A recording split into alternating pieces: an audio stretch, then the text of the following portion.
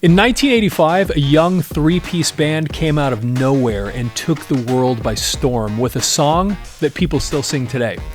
When the record company heard their music, it was under the band name The Baseball Boys. But what the record company didn't know was that there was no band, just a guy named John writing great songs. When they asked to hear the group live, John grabbed two friends and they were off.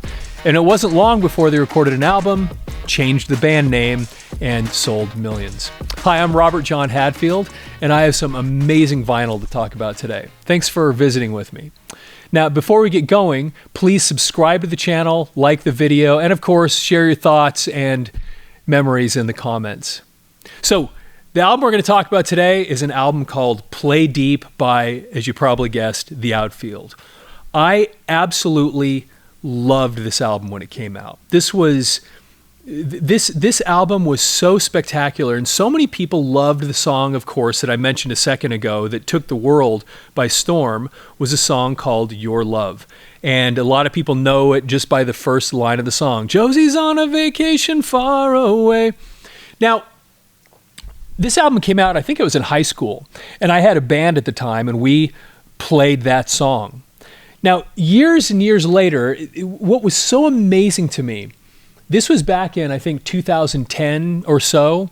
I got recruited to go sing with a kind of a corporate band. It was a wedding band where we just go play a lot of weddings and corporate events. And I remember playing this gig. It was outside of Denver, Colorado, up in this gorgeous mountains and at this, anyway, just amazing place. And we're playing this show, and of course, it's a wedding, and all these people that are there, you know, they're early 20s, this room filled with people in their early 20s, and somebody came up and said, do you guys know how to play the song Your Love? Now, I was the only one in the band that knew how because I'd played it when I was in high school, but I hadn't played it in years. But I still kind of knew because the song's really simple. It's in the key of E. And so I got up to the microphone and I kind of yelled back to the guys, "This is in the key of E," and it's real. And I told them a couple of notes, and then we just were off. And I played that first note and started singing that song, and the entire place came unglued. It was unbelievable to sit there and realize that all these kids, decades later, they weren't even born when this song came out, and all of them knew it and all of them could sing it. It was amazing. That's the kind of impact that this song had. But that wasn't the only great song on this album. In my opinion, this album was just filled with great stuff. It was all catchy, and if you can handle pop music, if you like pop music, this was filled with it. Just from start to finish, there was so much great stuff on this album. Now, at first, this wasn't really a band. It was a guy named John Spinks that was writing a bunch of great songs. And when the record company first heard the music, they thought there was a band because he presented it as a band called the Baseball Boys, but there really wasn't a band behind it. So when the record company wanted to hear the band play live, he had to grab a couple of friends, and they created a band. They called themselves the Baseball Boys, and then they played live. Of course, the record company picked them up, and then they were able to put out this album. This album, I actually kind of liked this album cover.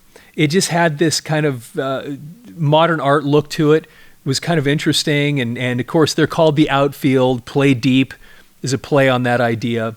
This album ended up selling about 2 million copies, so it did incredibly well, especially for a debut album. Let's flip it over and take a look. And here you have the guys in the band. Of course, this right here, this is John Spinks. He's the guitarist, and he also sings some lead on the album. Then, of course, you have Tony Lewis, who's the bass player and a lead vocalist, and you have a guy named Alan Jackman on drums. Now, when these guys played live, they would be a four-piece. Now, I saw these guys opening up for Journey on this tour. And it was really, how do you put this? They weren't that great. And part of the problem is when a band first hits and they go on tour for the first time, they're a little bit wet behind the ears, for lack of a better term. They don't have their chops together on playing live. And of course, these guys weren't even really a band.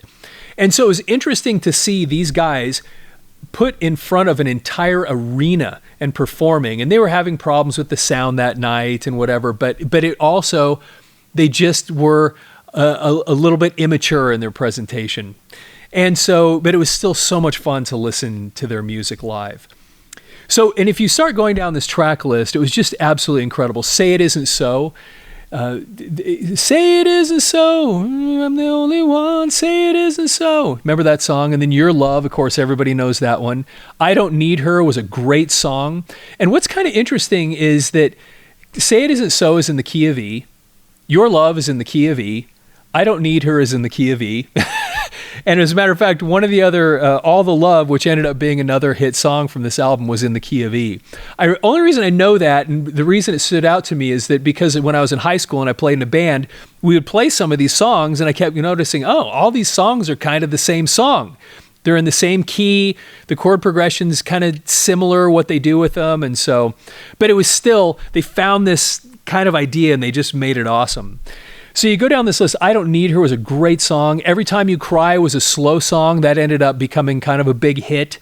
61 Seconds, I loved. I loved one of the words, which was 61 seconds is all it takes for the 9-to-5 man to be more than 1 minute late. I don't know why I still remember that from, I listened to it in high school, but it was such a cool tune. Mystery Man was a great song. All the Love also kind of became a hit. Was awesome. Talk to Me, kind of a slow song again. And then probably, maybe my favorite song on the album was a song called Taking All My Chances. Now, John Spinks, although he was the songwriter and the guitarist, he was also a really awesome singer. But I think that what happened here was it was a little bit like Tom Scholz. You know, Tom Scholz from Boston wrote all that music, recorded all that music, and it was really just him. But he needed a great singer to come and execute the vocals. And so that's why he got Brad Delp. And then Brad Delp became the lead singer for Boston, but it was really Tom Scholz music. And then he got this great singer to come in and perform it. And although these guys aren't Boston, obviously, similar thing, John Spinks had this just great sensibility for writing hit songs, writing great music.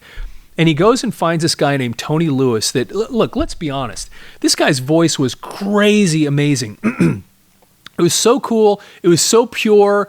It had this incredible range. I mean, you listen to some of these songs and how high the notes are that he hits, and they're still solid.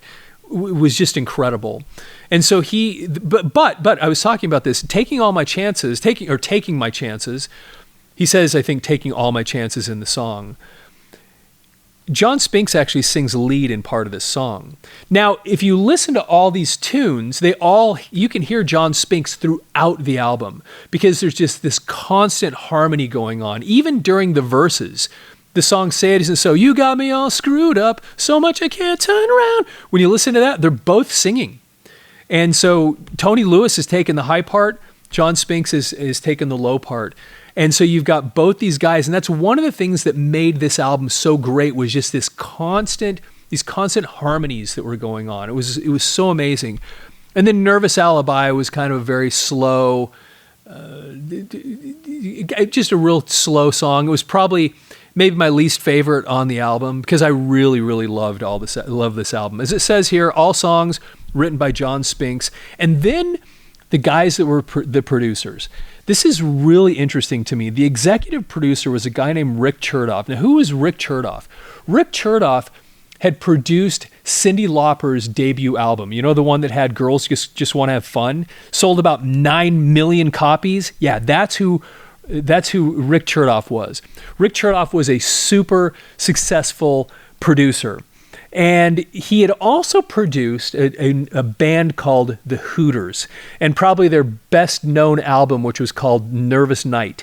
And it had a song on there called And We Danced, another song called Day by Day, All You Zombies. These were all hits from the band The Hooters. The reason I bring this up is that The Hooters were a little bit similar to this. And you can see that when this was produced by Rick Chertoff, when he produced the Hooters, he actually created a similar sound with the Outfield. Because if you ever listen to the Hooters, they have the same kind of thing where you have the two singers singing all the time. And I actually really liked the Hooters. They were pretty awesome. And I don't know if it was the Hooters' idea to have the two singers always going at the same time, or if it was done by Rick Chertoff in production. Same thing, I don't know if it was that way with the Outfield. but you ended up with the same kind of result. So both of these things, you had the Hooters and you had the Outfield, were both produced by the same guy, Rick Chertoff, and they both had this same kind of concept where you had even the verses had two different voices and harmonies all over the place. But I loved the Hooters. I don't know if you remember them, but and we danced like the waves on the ocean, romance, you and I is in love. And day by day, and then the song all you zombies, hide your faces. These are such great tunes. I saw the Hooters opening up for Bryan Adams. I can't remember which tour it was on. I think it was on the Reckless tour. But they were awesome. The Hooters were just great. They were just this tight, amazing band. They were so great live. They had this choreography, and I mean, they were a killer band. I loved those guys. Then it also, it's interesting that they do this because it's executive produced by Rick Chertoff, but it says produced by William Whitman in slightly larger font. Now, William Whitman actually mixed that Hooters album, but it says he produced this album. And you'll see something kind of interesting similar to that on the inside where they just make his font slightly larger, which I don't understand. So anyway, it was produced by William Whitman, executive producer was Rick Chertoff. Let's go ahead and take a look on the inside. And if you look on the inside here, you'll see that they have the band members again, John Spinks, Tony Lewis, Alan Jackman, and then they have somebody that played the keyboards on this album here and there. And then all songs written by John Spinks. And then here you go, executive producer Rick Chertoff, and then in, once again, larger font, produced by William Whitman. Don't know why they did it that way, but they did. And then you have this kind of cool picture here that is kind of a representation of the idea of play deep, because it looks like you have these two ladies underwater playing baseball. So then let's flip the album over here. And you'll see that we have basically just lyrics on this side of the album. And like I said, what a bunch of great, catchy songs. Now, unfortunately, when the next album they put out just didn't even come close to the success that this album did. This album changed everything. I mean, it was so big and so many. We had several, 4 different hits that came off this album, 4 different singles, maybe more, and they were just. Everything, all the songs on here were just fun and exciting and a lot of just really catchy stuff, but they just didn't capture that on the next album. What I'd really like to hear is, I'm sure you remember this album, and it'd be fun to hear what memories you have, and if you were into these guys, what your favorite song was. But what were you doing when you heard these? Because that song, Your Love, Josie's on a Vacation Far Away, when he just starts singing, it's just him and that guitar. It was so powerful and it was so catchy and it was so interesting that people still today, even young people still today, know that song. What a powerful piece of music. Anyway, if you like these videos, please subscribe to the channel, obviously. And if you want to support what we're doing, go to Audiomover, audiomover.com. What we do there is we take old audio and videotapes and convert them to digital. And even if you don't have old audio and videotapes, I know you probably know somebody that does. And just let them know about us. Let them know about Audiomover, audiomover.com, where we take old audio and videotapes and turn them into digital. And with that, have a fantastic day.